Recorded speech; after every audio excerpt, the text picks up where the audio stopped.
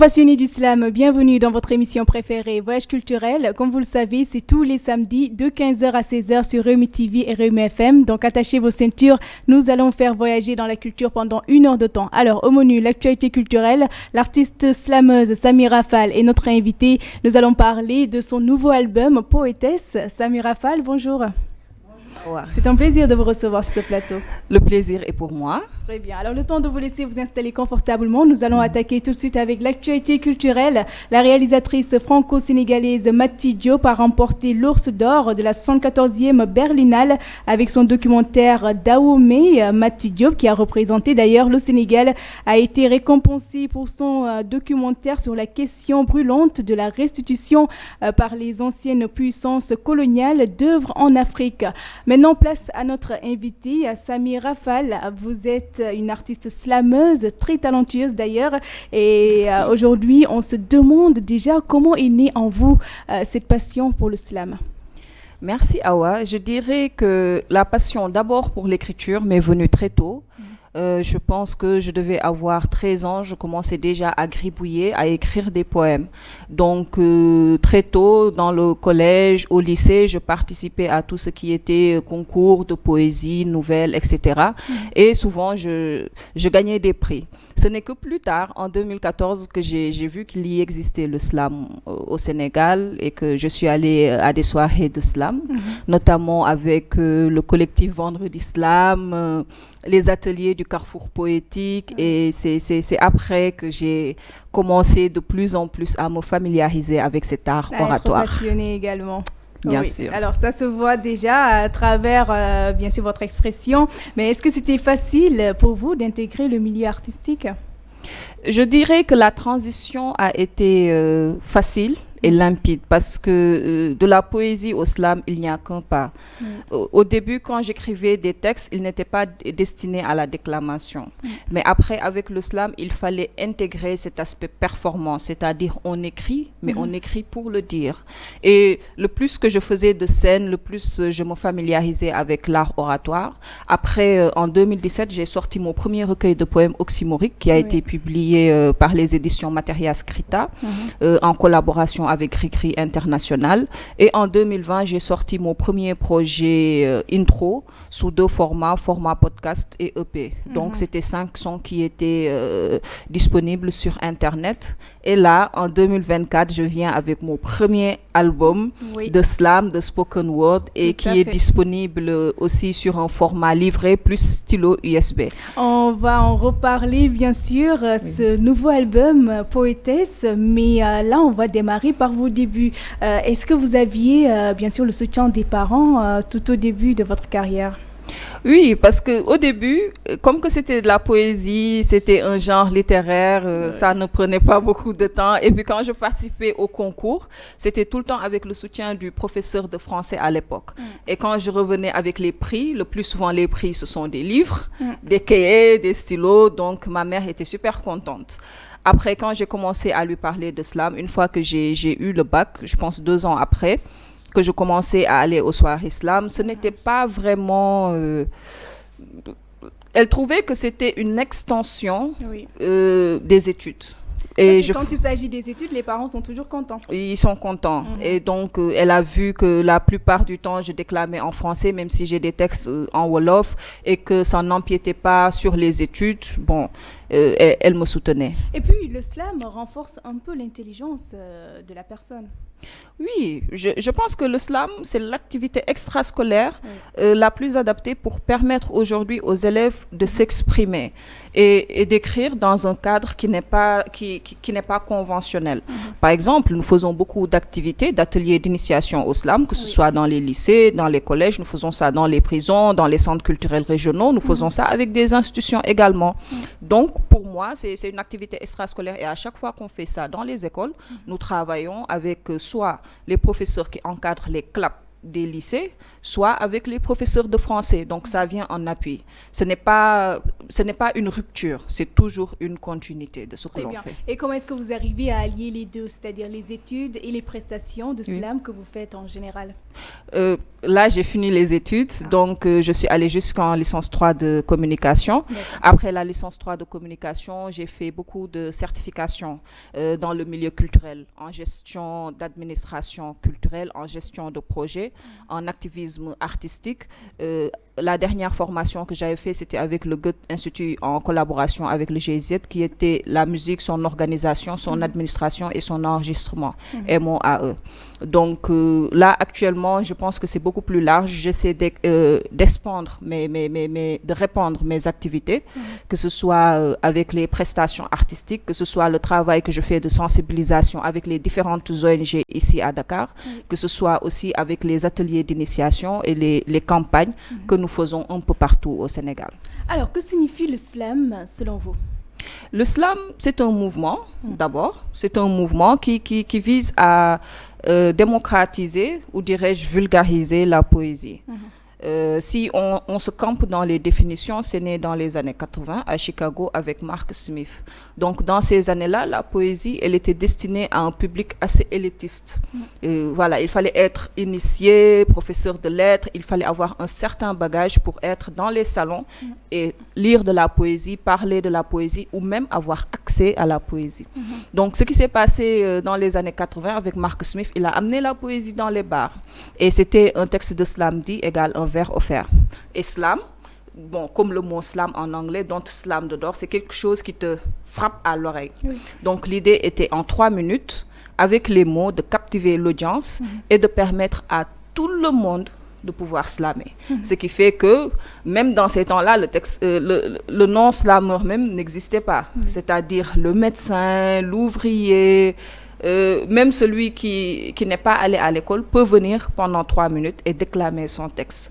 Le plus important, c'est de pouvoir captiver l'audience avec ces mots.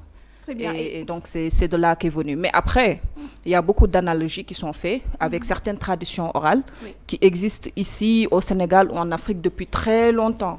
Que ce soit le talif, le tassou, etc., etc.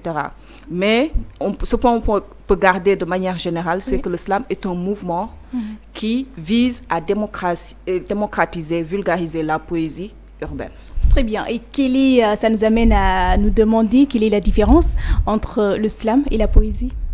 Bon, entre le slam et la poésie, il n'y a qu'un pas, c'est-à-dire le pas de la performance. Parce que la poésie est un genre littéraire. Le slam est un mouvement qui vise à performer des textes. Et beaucoup disent aussi que le slam est une compétition. Donc, c'est un mouvement de démocratisation de la poésie par le biais de la parole. Donc, entre le slam et la poésie, c'est la performance qui les différencie.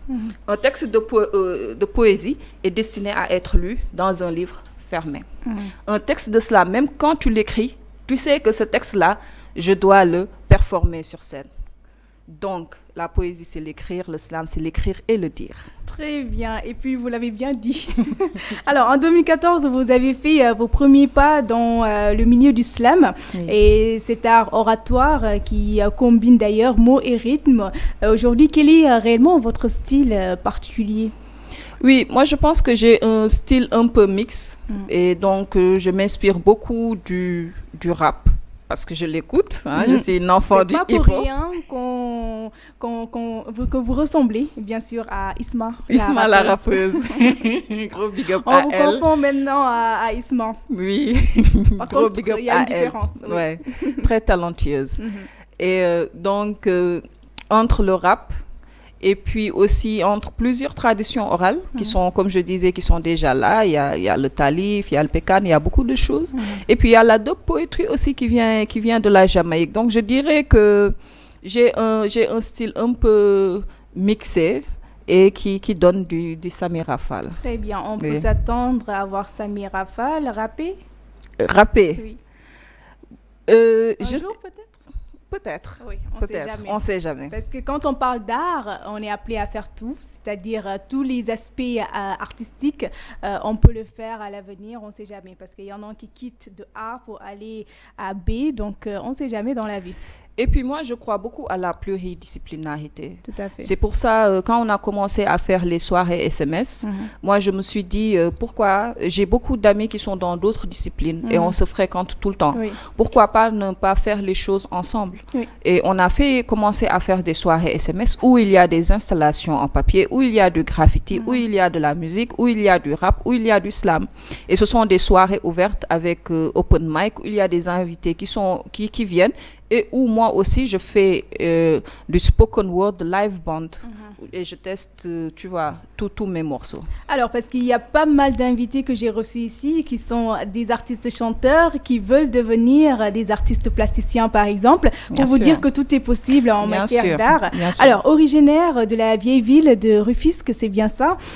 Vous multipliez les scènes également dans votre pays et vous organisez également par moment des ateliers d'écriture. Comment ça se passe en général? Oui, pour les ateliers, le plus souvent, soit on est en collaboration avec des ONG, soit nous répondons aussi à une demande, que ce soit les lycées avec les clubs, les CLAP, soit aussi avec les ateliers que nous faisons dans les centres culturels. Donc, ça dépend s'il y a une thématique, un programme, s'il y a une campagne de sensibilisation ou bien s'il y a une demande au niveau du CLAP. Très bien. Oui. Alors, nous allons d'ailleurs regarder tout de suite une vidéo de vous intitulée « Sourd ». Vous vous rappelez? Oui. Très bien. On va regarder ça tout de suite et revenir sur ce plateau, Cissé.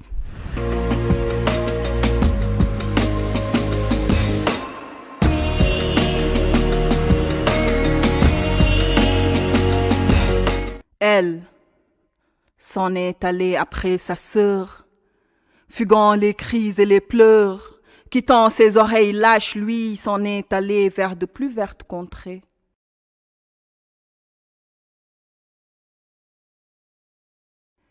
Elle ne supportait plus d'entendre toutes ces femmes qui suffoquaient, étouffées dans un murmure autant de peine.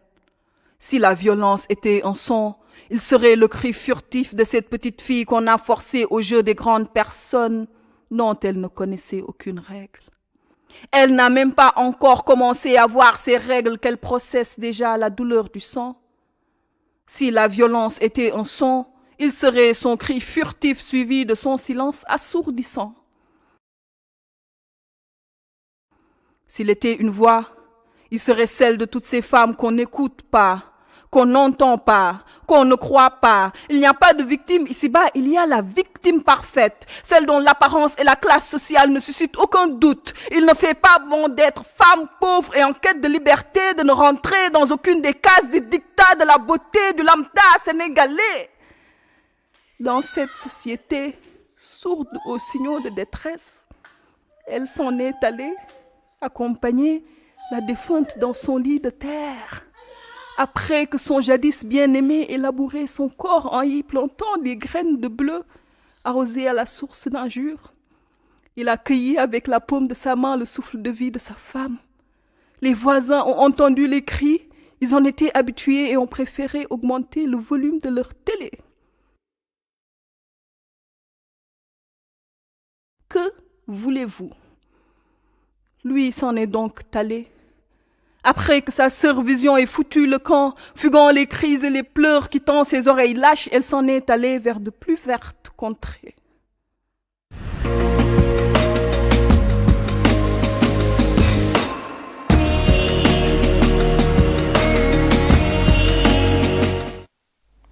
Alors, c'est assez original, sourd. Donc, déjà, quel est le message que vous voulez véhiculer à travers cette vidéo-là? Au fait, cette vidéo, elle est tirée d'une triptyque de vidéos 3 que je voulais faire. J'en ai fait que 2, aveugle, sourd. Et le suivant, c'était muet. Et j'avais pris comme exemple les trois singes, où je ne verrai pas le mal, je ne dirai pas le mal et je n'entendrai pas le mal. Oui. Ces 3 singes, ils utilisent leurs mains pour ne pas voir, pas entendre et ne pas dire. Tout à fait. Et les stickers sur WhatsApp, là. Voilà, exactement. Et donc, je me suis dit, comment refaire cela, mais en utilisant le scotch. Donc, dans la première vidéo aveugle, j'ai mis le scotch. Et ce n'est pas que je ne verrai pas le mal, mais plutôt, le mal est là sous nos yeux, nous le voyons chaque jour, Oui. mais nous décidons délibérément de fermer les yeux dessus. Et donc, je parlais un peu des enfants talibés, je parlais un peu de la situation sociale, je Les parlais femmes un battues peu aussi. des femmes Oui, on a vu battues. à travers la vidéo. Voilà. Dans Sourd. Dans Aveugle, d'abord, je parlais des talibés. Dans cette On vidéo-là, va y revenir. voilà, j'avais les yeux bandés. Oui. Et dans Sourd, je parle de toutes ces femmes qu'on n'entend pas Tout à et qui crient, qui sont dans notre voisinage. Aujourd'hui, dans le voisinage, on peut avoir des femmes qui sont victimes de violences conjugales, qui sont victimes d'abus. Mais on se dit, ah, c'est entre elle et son mari. Oui. Ah, c'est entre elle et sa famille. Ah, La neutralité. la neutralité. Beaucoup choisissent de ne pas dénoncer et de ne pas entendre ces femmes. Et si par malheur demain ces femmes venaient à décéder, c'est sûr que il y aurait une once quand même. Je ne sais pas si c'est de la honte, mais ça m'a toujours interpellée. Et grâce à mes mots, moi, ce que je veux, c'est pouvoir susciter ne serait-ce que des questionnements, se dire, ah, mais dans mon environnement immédiat, aujourd'hui, en tant qu'Awa, ou bien en tant que Samira, qu'est-ce que je peux changer dans mon voisinage? Qu'est-ce que je peux changer dans mon quartier? Qu'est-ce que je vois tous les jours qui n'est pas normal, mais juste parce que je suis focalisée sur mes propres problèmes ou bien sur mon propre Il faut quotidien. dénoncer les injustices aussi. C'est ça, c'est ça. Nous sommes devenus un peu trop blasés sur ce qui nous entoure, alors que ce qui nous entoure, nous en faisons partie. Nous faisons partie de notre environnement et c'est nous d'abord qui devons le changer. Oui. Donc, on est dans le mois de mars, le mois des droits de la femme.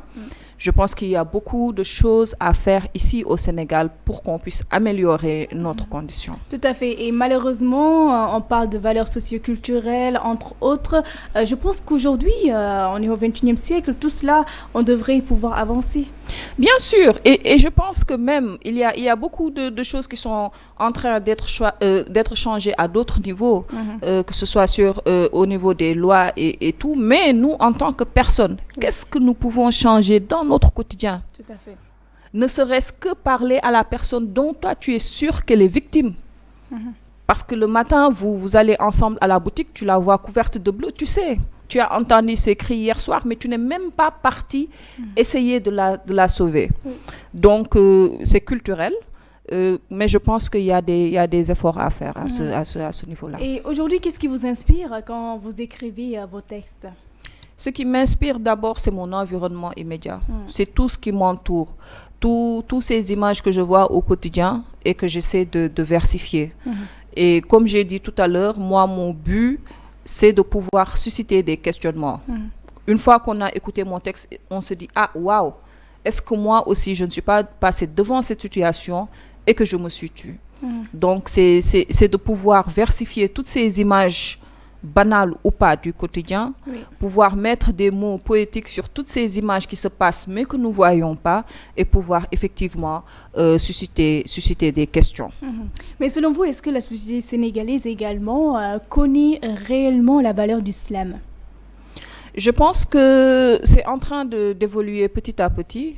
De plus en plus d'ateliers sont faits dans les écoles. Il y a de plus en plus de compétitions de slam interscolaires. Et je vois aussi qu'il y a plus en plus de collectifs qui naissent un peu partout au Sénégal et de festivals également de slam. Donc, je pense que petit à petit, la mayonnaise commence à prendre forme. Il y a aussi des individualités qui sont en train d'émerger. Et j'espère que d'ici 10 ans, cet art sera plus populaire ici à Dakar, au Sénégal. Oui, parce que souvent, on ne donne pas trop d'importance, ce qui est dommage quand même. Oui, je pense que c'est une question également d'éducation. Aujourd'hui, ce qui est très important avec les ateliers d'initiation, c'est-à-dire que ces élèves-là qu'on a initiés vont être les grands de demain. Donc, quand ils vont entendre le slam passer à la radio ou à la télé, ils sont déjà habitués à cela, peut-être même qu'ils ont des textes de slam.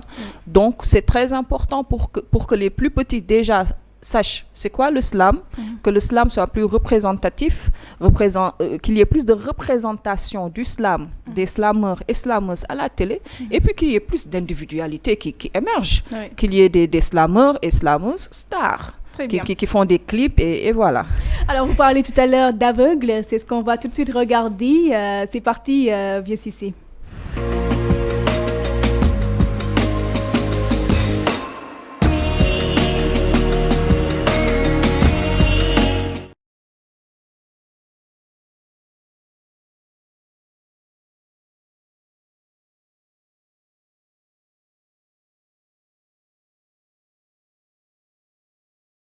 Comme si on avait laissé notre vision dans nos rêves aveuglés par un quotidien terne.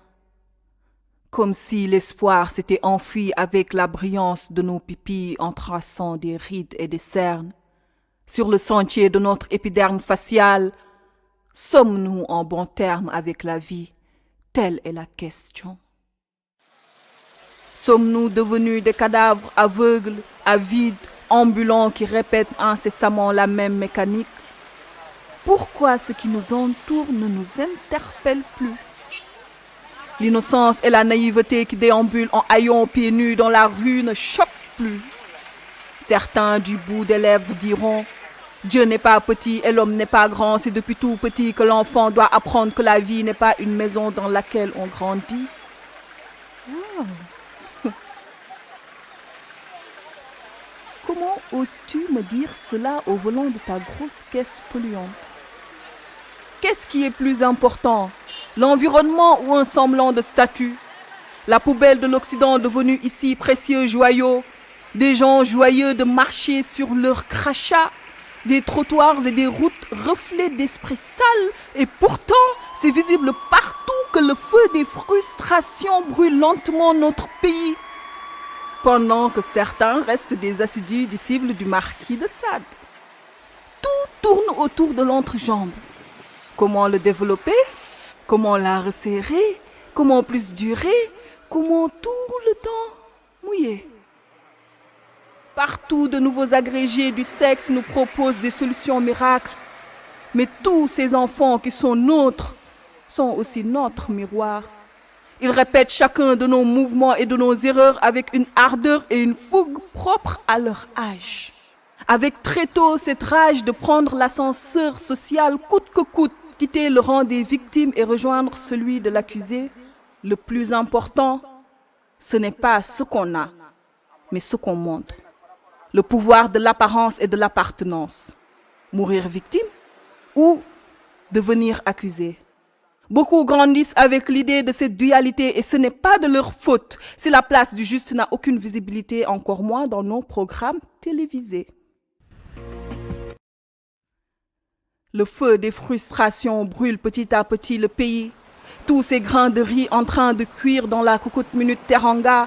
Petit à petit, le roussi commence à se sentir fortement, mais l'odeur nauséabonde des canaux est tellement présente que plus personne ne s'en préoccupe. De plus, comment parler de justice à des gens ignorant cette langue?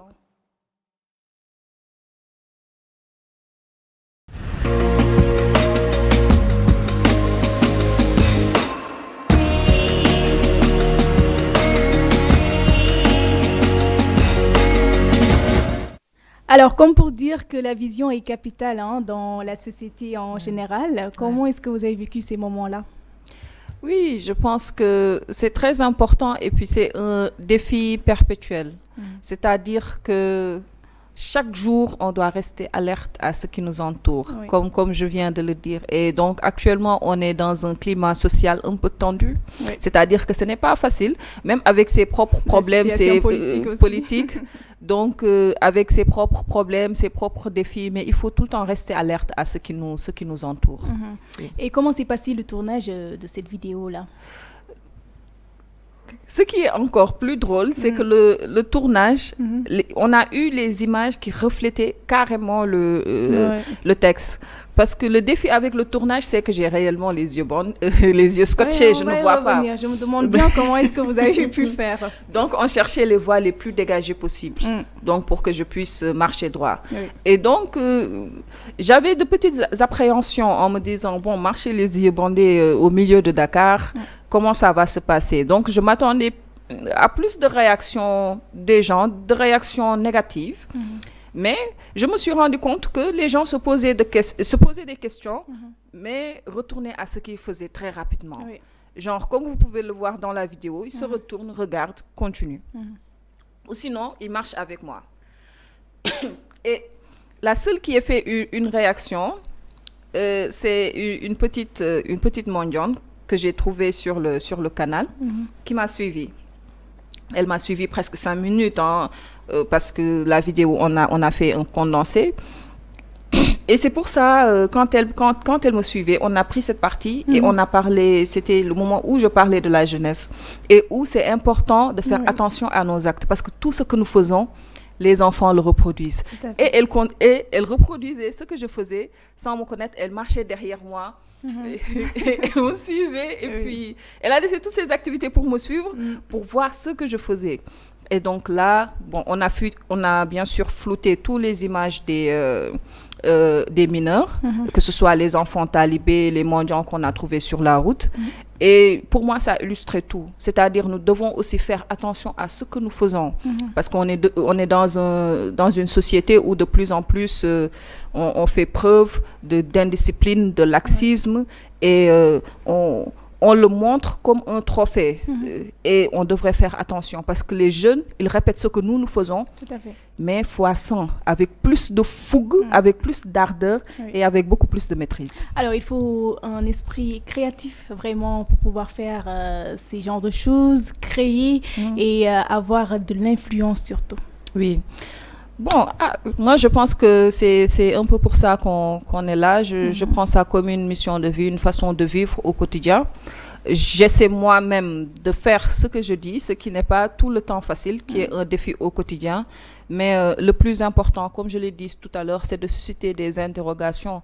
Et qu'aujourd'hui, par exemple, les téléspectateurs, les auditeurs de Réumi, au sortir, puissent dire « Ah, qu'est-ce que moi je peux changer à ma petite échelle ?» Et faire attention aussi à ces actes parce que ma petite sœur ou bien les enfants du quartier vont le voir. Ça doit être difficile pour vous de vous bander les yeux et de marcher comme ça dans la rue. Comment est-ce que vous avez vécu vraiment ces moments-là de marcher sans pour autant pouvoir regarder?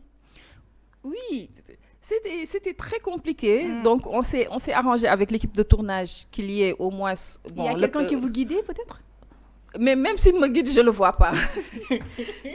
Donc, il y avait quelqu'un derrière moi. Le caméraman, il est toujours devant moi pour dégager la voix. Et puis, il me parlait. Donc, il me disait, tout droit, il y a un poteau là. C'est lui qui vous guidait en quelque sorte. Voilà. Mais... et puis, je marchais, je ne voyais rien. Et c'était vraiment l'illustration parfaite de devenir un cadavre ambulant. C'est-à-dire, aujourd'hui, de devenir une personne robotisée. Qui fait des choses de manière très mécanique, sans mettre de l'âme dedans et sans ne plus voir ce qui se passe autour de lui, que ce soit dans le quartier, que ce soit avec la famille, que ce soit avec les amis, être focalisé sur quelque chose, focus sur quelque chose, et ce quelque chose, est-ce que ça en vaut réellement la peine? Très bien, et vous avez publié votre premier recueil de poèmes, vous l'avez dit tantôt, Oxymorique, en 2017, et vous avez sorti également votre EP de slam, Intro, c'est bien ça, en 2020, ainsi qu'une série de podcasts, et c'est toujours du même nom. Oui, oui, Oxymorique, je l'ai publié en 2017.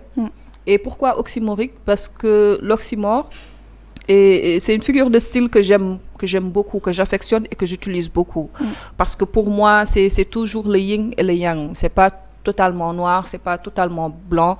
Il y a toujours du bon dans du mauvais, il y a toujours du mauvais dans du blanc. C'est-à-dire, il faut très nuancer ses propos parce que c'est du gris. Voilà, les choses ne sont pas tout le temps ce qu'elles semblent être. C'est pour ça qu'il faut beaucoup nuancer ses propos. J'ai sorti Oxymorique en 2017 avec Materia Scrita, en collaboration avec Gris International. Par la suite, en 2020, j'ai sorti Intro, comme une introduction, pour parler aussi de l'introversion, mais intro aussi, chaque lettre était la première lettre des sons. Donc... INTRO, donc 5 sons. Parce que je vois que c'est bien séparé. Voilà, 5 podcasts également. Donc il y avait intro, noir sur blanc, tambourin de mon cœur, ras-le-bol et outro. Donc j'ai pu sortir ça parce que c'était en période de Covid. Il y avait avec l'aide d'Africalia, qui est une organisation belge qui offrait des bourses de création à domicile dont j'ai pu être récipiendaire ici au Sénégal. Donc c'est grâce à ça que j'ai pu sortir ce projet en période de Covid et qui nous a permis aussi d'avoir des solutions alternatives nous permettant d'exister durant cette dure période. Et vous avez pu réussir la promotion du IP par exemple, Intro?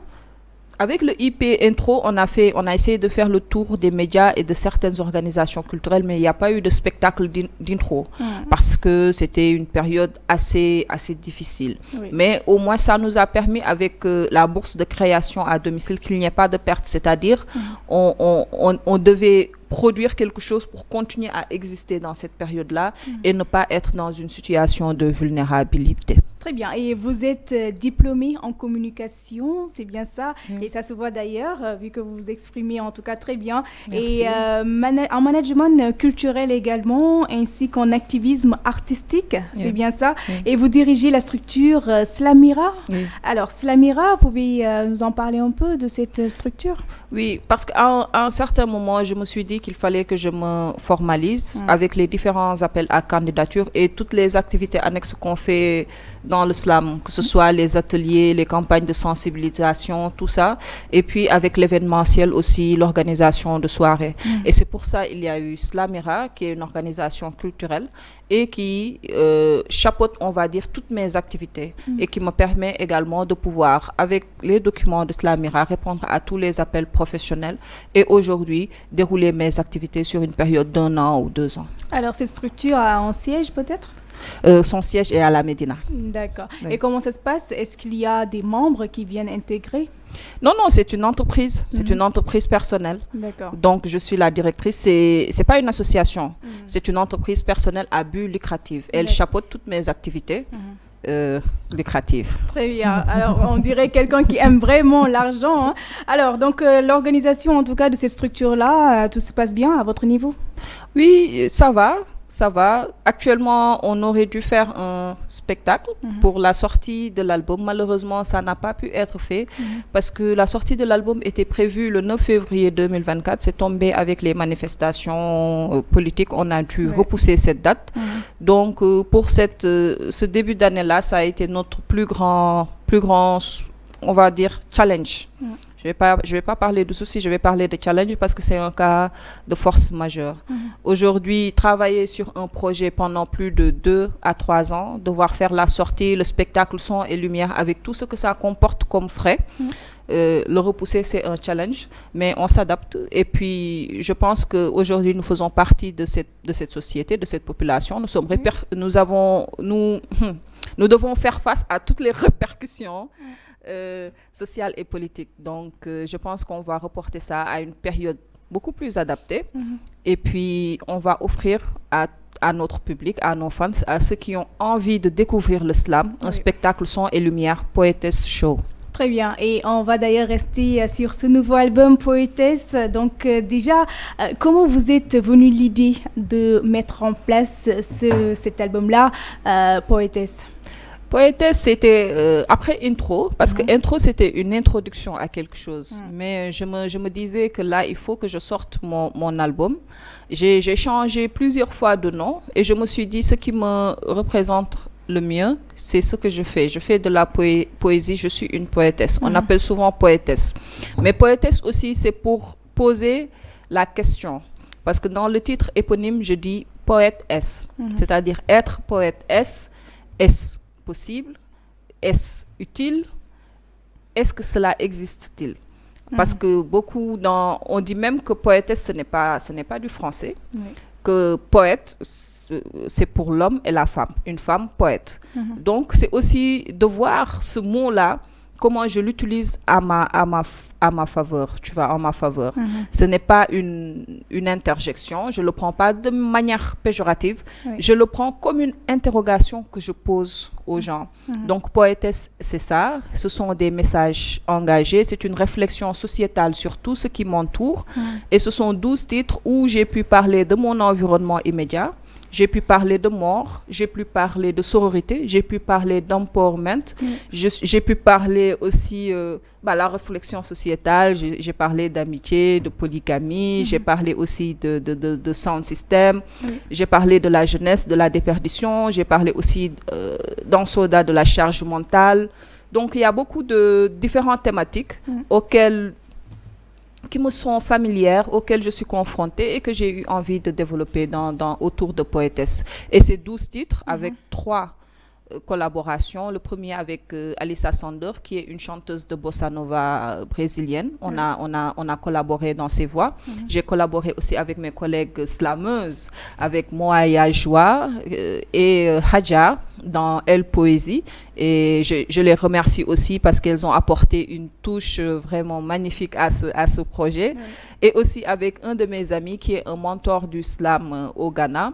Il s'appelle Ibor Kodjo Ibor. Et puis il est à Accra. Il a une communauté qui s'appelle Ehala Kassa à Accra. Et puis on a pu faire en Wolof, anglais, pidgin, français, allemand dans notre texte et tout. Donc c'est un peu ce mélange de cela qui fait aujourd'hui Poétesse. Alors d'ailleurs, ça nous amène à aller regarder L'Anne Modeste, un aperçu de l'album avec vraiment une tenue magnifique. Vous allez voir ça tout de suite si c'est bon.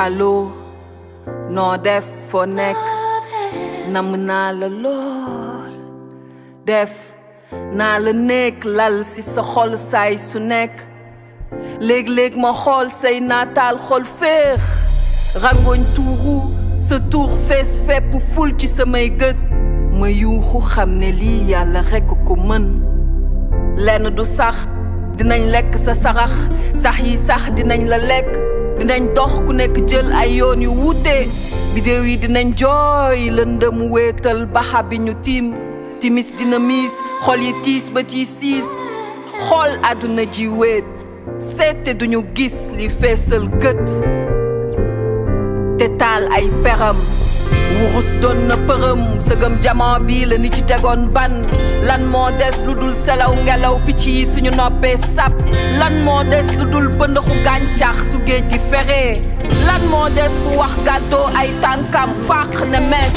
lan moo des bi nga ne fees ba tey lan moo des wax gàddoo ay tànkam lan moo des géej bi feree lan moo des ci bu ñu noppee sap dama denc sama xol ëmb sama néeg mi ndéef li gas ay pax samay suufu gët mi ndéef li wàññi sama waaxu xol def ko daagu loolu itam mi ndéef li sàcc samay nelaw fàtteloo ma caf ka gént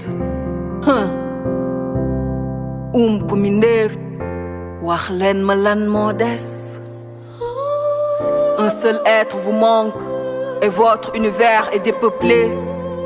Vous tournez alors en rond à la recherche d'une raison, d'une explication.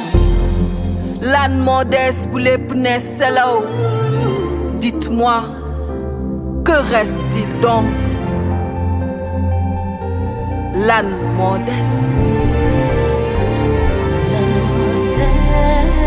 wurus doon na përëm sëgëm jamono bii la ni ci tegoon ban lan moo des lu dul selaw ngelaw picc yi suñu noppee sap lan moo des lu dul pëndaxu gàncax su géej gi feree lan moo des bu wax gàddoo ay tànkam fàq ne mes lan moo des bi nga ne fees ba tey lan moo des wax gàddoo ay tànkam lan moo des géej gi feree lan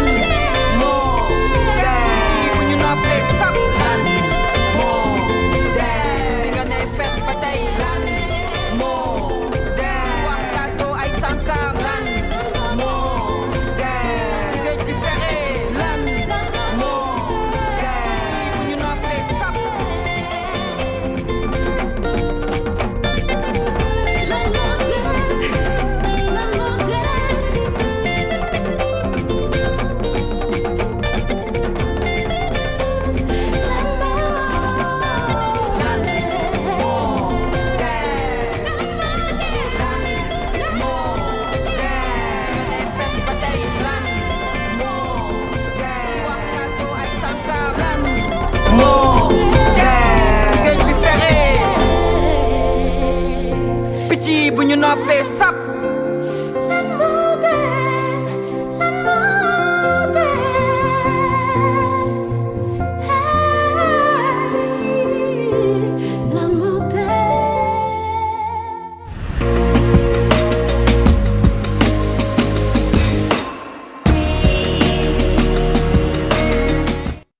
Alors, magnifique vidéo, hein, l'âne modeste, je pense que Fida de Sotofi, hein, tout est clair. Voilà. Alors, comment est-ce que vous avez vécu ces moments-là, vraiment, avec surtout le tournage de cette vidéo? Oui, je pense que c'était des moments très forts en émotion. Hein. Et puis, l'âne modeste, ça parle de la perte d'un être cher, ça parle de la mort. Mais on voit bien à la fin que c'est une mort qui est aussi dansée parce que, vous savez, dans certaines cultures africaines, lors de l'enterrement, on danse pour le mort. Donc, ce sont des danses très codifiées. J'ai dansé pour un mort ici, là? Non. Tu m'as pas prévenu? Non, mais là, c'était plus fun.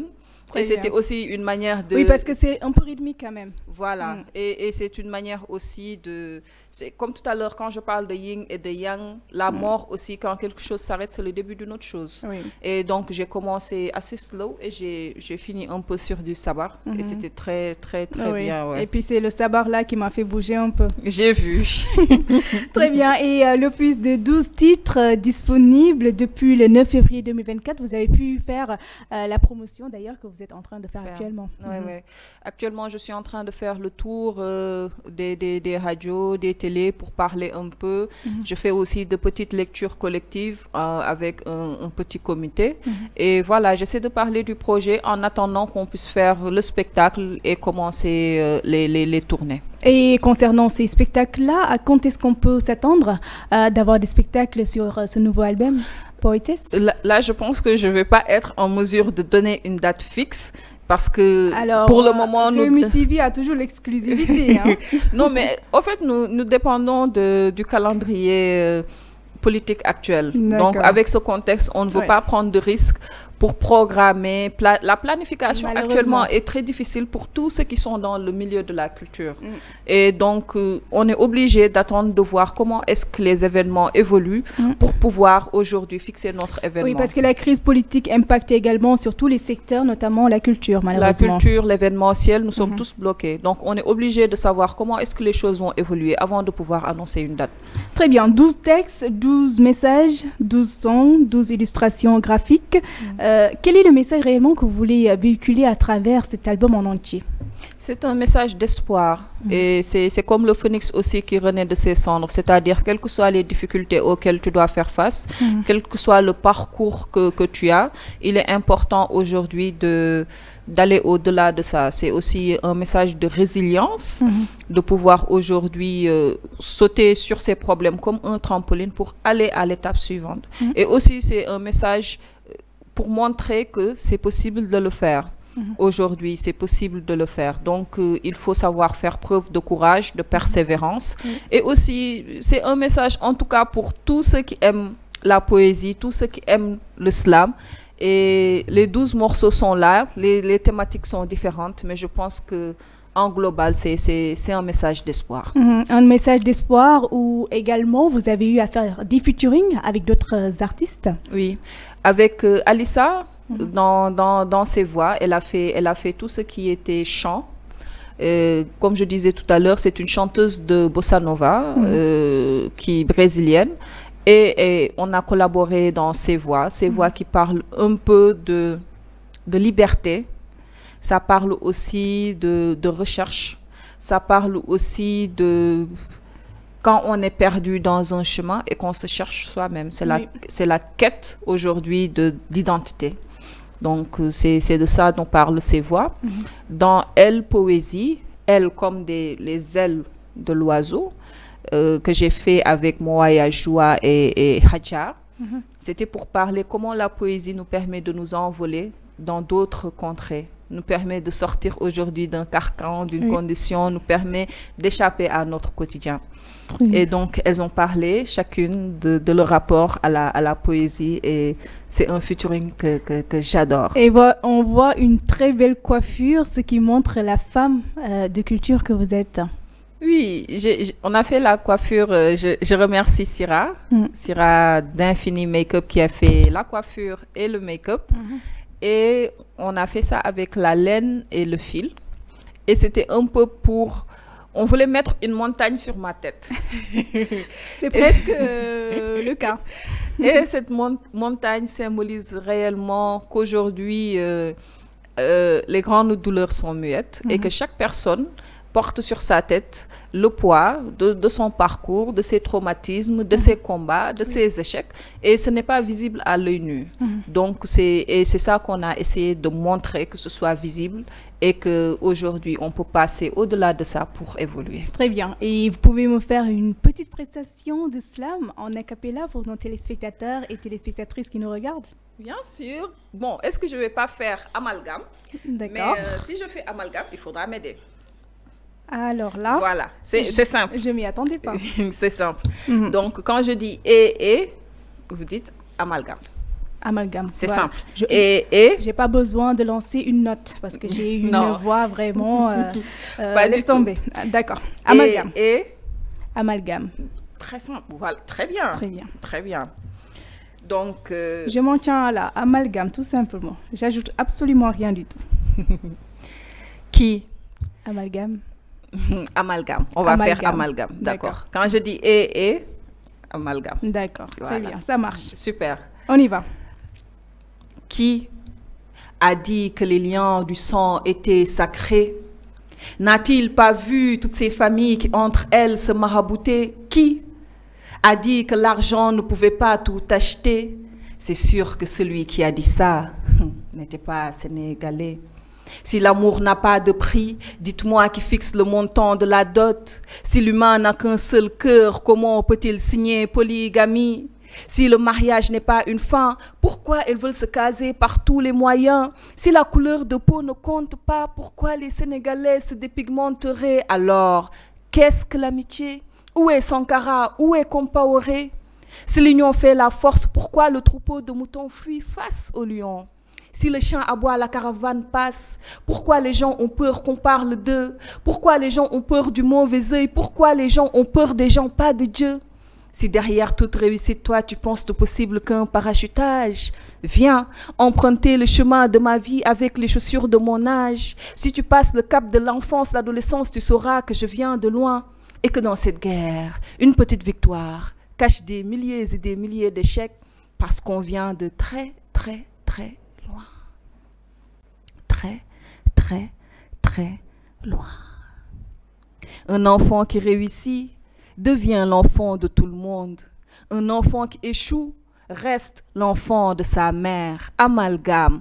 Et Amalgame. La femme, faut la comprendre. Ses seins s'affaissent autant que son esprit faible. Mon cher, qu'est-ce qui entre les jambes pend tout le temps? Amalgame. Et Amalgame. Si tu ne sais pas où tu vas, retourne d'où tu viens. Mais si la case d'où je viens est en feu, où donc vais-je aller? Amalgame. Et Amalgame. Autant de musulmans, autant de reins ornés par des gris-gris, qui prend des bains de safara, qui fait ses ablutions et ensuite prie. Amalgame. Et Amalgame. Et Amalgame. Wow. Alors, je vais bientôt devenir une slameuse, hein, ça c'est sûr. Donc, je vais quitter juste le métier du journalisme et venir être slameuse. Et c'est pas donné à tout le monde, hein, ça, il faut le dire quand même. Et je vous félicite pour ça. Merci. Les écrits et surtout, il faut avoir un esprit créatif pour pouvoir faire tout ça. Merci. Est-ce que vous arrivez également à organiser des ateliers de slam dans les écoles pour aider aussi les enfants? Oui, je pense que c'est très important parce qu'avec le slam, ça, on va dire que ça exacerbe l'imaginaire et ça permet aussi de s'exprimer, hein, parce que c'est un mode d'expression. Actuellement, nous sommes dans la campagne Let's Chat Cybercriminalité in School. Donc, avec ONUDC, nous sommes en train de faire les différents lycées et collèges du Sénégal, de la place, pour aujourd'hui les initier au slam et leur permettre d'écrire des textes, mais sur quoi? Sur la cybercriminalité et les dangers d'Internet, que ce soit la sextorsion, les arnaques, les faux profils, tout cela. Donc actuellement, on travaille sur cette campagne-là, avec également chapeauté par Culture Croisée de Ati Diallo. Et donc, quand on fait ces ateliers dans les écoles, nous nous rendons compte que ces élèves-là, ils ont énormément de choses à dire. Là, cette semaine, on était au lycée de Yeumbeul. Donc, ils ont fait du graffiti, ils ont fait des ateliers de peinture, mais on a fait aussi des ateliers de slam. Et ils ont fait la déclamation des textes dans la cour d'école. Et puis, c'est très important, surtout que maintenant, beaucoup de jeunes ne lisent plus. Donc, cette paresse, malheureusement, qui fait qu'aujourd'hui, le slam pourrait bien les aider quand même.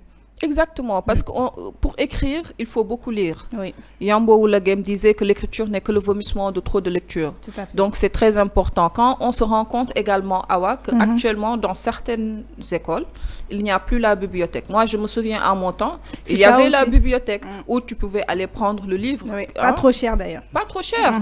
Pas trop cher. Tu prends le livre, tu ramènes chez toi, tu lis, après tu viens, tu reprends un autre livre. Mais dans certaines écoles, on voit de plus en plus qu'il y a de moins en moins de bibliothèques.